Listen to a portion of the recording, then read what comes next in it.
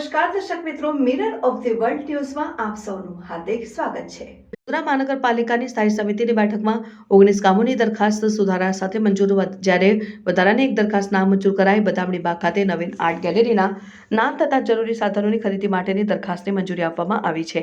વડોદરા મહાનગરપાલિકાની મુખ્ય કચેરી ખાતે સ્થાયી સમિતિના ચેરમેન ડોક્ટર શીતલ મિસ્ત્રીની અધ્યક્ષતામાં મળેલી સ્થાયી સમિતિની બેઠકમાં 19 કામોની દરખાસ્તો રજૂ કરવામાં આવી છે। સાથે જ એક વધારાની દરખાસ્ત આવી હતી, જેમાંથી 19 જેટલા વિવિધ કામોની દરખાસ્ત વધારા સાથે મંજૂર કરવામાં આવી હતી, જેમાં મુખ્યત્વે શહેરના બદામડી બાગ ખાતે આવેલા સિટી કંટ્રોલ કમાન્ડ સેન્ટર નજીક નવનિર્મિત આર્ટ ગેલેરીમાં ERP સિસ્ટમ સાથે બુકિંગ કરવા તથા જરૂરી સાધનોની ખરીદી કરવા અને આર્ટ ગેલેરીનું નામ નક્કી કરવા કામને અપેક્ષિત મંજૂરી આપવામાં આવી હતી। જ્યારે શહેરના પૂર્વ વિસ્તારમાં આવેલા વાઘોડિયા રોડ ખાતે આવેલા સ્કેટિંગ રિંક ખાતે KKS સ્કેટિંગ એકેડેમી સંસ્થાએ નિયત શરતોને આધીન વાર્ષિક પરવાનગી 53,000 અને અનામત 50,000 વસૂલી 1 વર્ષની જગ્યાએ 3 વર્ષના ભાડાપટ્ટે ફાળવવામાં આવશે।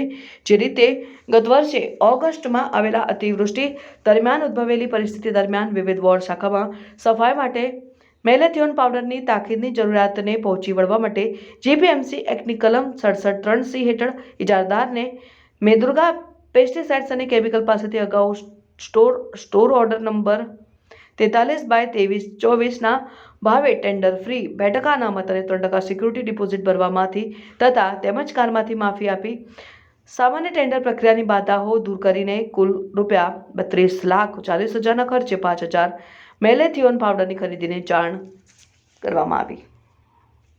આજે સ્થાયી સમિતિની બેઠકમાં રેગ્યુલર 19 દરખાસ્તો ચડાવવામાં આવી હતી અને એક વધારાની દરખાસ્ત ચડાવવામાં આવી હતી। આ કામમાંથી ફક્ત એક દરખાસ્ત મુલતવી રાખવામાં આવી છે। જે દરખાસ્તો મંજૂરી આપવામાં આવી છે એમાં ખાસ કરીને વાત કરીએ તો સામાન્ય વહીવટ વિભાગ દ્વારા તાંત્રિક અને બિનતાંત્રિક વર્ગ 3 અને 4ના સંવર્ગોની જગ્યા પર સીધી ભરતી કરવાની હતી। એમાં જે 2016 પછી 12 અને 24 વર્ષ પૂર્ણ થવાથી ઉચ્ચતર પગાર ધોરણ આપવાનું હતું, એના બદલે સરકારના પરિપત્ર અનુસાર 10, 20 અને 30 વર્ષ 2016 પછી જે લોકોએ નોકરી લીધી છે એ લોકોને 10 વર્ષે, 20 વર્ષે અને 30 વર્ષ હોદ્દામાં ફેરફાર કર્યા વગર ઉચ્ચતર પગાર ધોરણ આપવામાં આવશે। સંવર્ગ 3ની આસિસ્ટન્ટ એન્જિનિયર અને એડિશનલ આસિસ્ટન્ટ એન્જિનિયરની જે સીધી ભરતી છે, બહારથી ભરતી કરવાની છે, એનો ઉંમરનો ક્રાઇટેરિયા 30 વર્ષના બદલે 35 વર્ષનું કરવાનું ઠરાવવામાં આવ્યું છે। હિસાબી શાખા દ્વારા અંદાજપત્ર માટે જે કોઈ વસ્તુઓ ખરીદવાની છે, પેન, ફોલ્ડર, બેગ, બ્રીફકેસ તથા અન્ય આઇટમો, એ માટેની સત્તા મ્યુનિસિપલ કમિશનરને આપવાની દરખાસ્તને મંજૂરી આપવામાં આવી છે।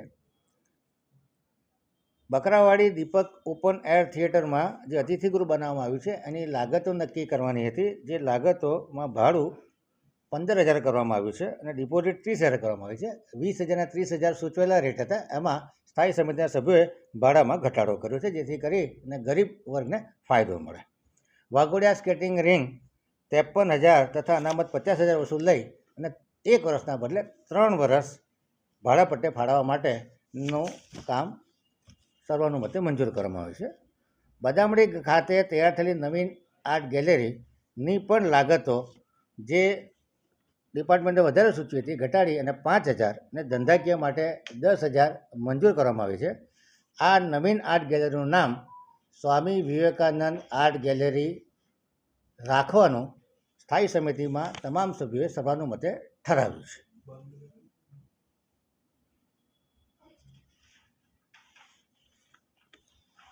વડોદરા શહેરમાં દક્ષિણ ઝોન, પશ્ચિમ ઝોન અને પૂર્વ ઝોનમાં જે ડોર ટુ ડોરના ઇજારા કરવામાં આવ્યા છે, ખાસ કરીને વાત કરું તો દક્ષિણ ઝોન અને પશ્ચિમ ઝોનમાં ડોર ટુ ડોરના ઇજારામાં લાઇટ ગુડ્સ વ્હીકલ વત્તા બલ્ક જનરેટર માટેના વ્હીકલ, ગાર્ડન વેસ્ટ માટેના વ્હીકલ, કિચન વેસ્ટ માટેના વ્હીકલ, જે ગઈ વખતના વ્હીકલ હતા એની સરખામણીમાં દર 1000 ઘર માટે એક વ્હીકલ મંજૂર કર્યું છે।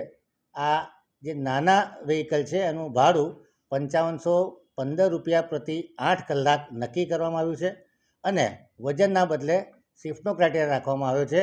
એક વ્હીકલ રોજના 1500 કિલો વજન લાવવાનું રહેશે. આ તમામ વ્હીકલનું મોનિટરિંગ વડોદરા શહેર સૂચવે, વડોદરા કોર્પોરેશન સૂચવે એવી એક જગ્યાએ ઇન્ટિગ્રેટેડ કમાન્ડ કંટ્રોલ સેન્ટર બનાવી અને કરવાનું રહેશે અને વડોદરા મહાનગરપાલિકાના આઈટી ડિપાર્ટમેન્ટની નિગરાનીમાં કરવાનું રહેશે. એ સિવાય જે વ્હીકલ રિક્ષા લાવવાની છે એ કોન્ટ્રાક્ટરે પોતાના ખર્ચે લાવવાની રહેશે. એ ટાઈપિંગ મિસ્ટેક હતી, એ પણ સુધારો કર્યો છે. દરેક વ્હીકલનું થર્ડ પાર્ટી ઇન્સ્યોરન્સ હોવો જોઈશે એવી પણ શરત રાખી છે.